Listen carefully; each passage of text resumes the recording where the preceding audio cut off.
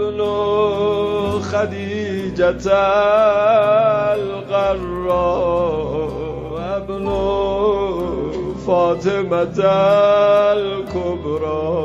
بله یه روز آقامون میاد برا همه عالم نور و برکت برمغان میاره، عالم رو روشن میکنه. ولی اون روز آمدن حضرت جشن حقیقی برا اونایی که عاشقش بودن. شب و روز برا آمدنش گریه می کردن. روز جشنیه برا کسانی که دیوانه وار منتظرش بودن. نمیتونستن دلیل این اشتیاق و برا کسی توضیح بدن. ابن الحسن فدای اونایی که دیوانه و بیقرار تو هن.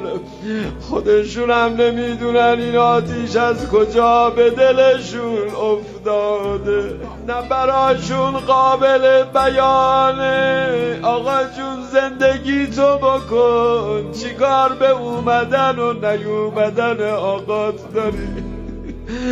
مثل یک کودک بیقراری که مادرشو میخواد، آقاشو میخواد.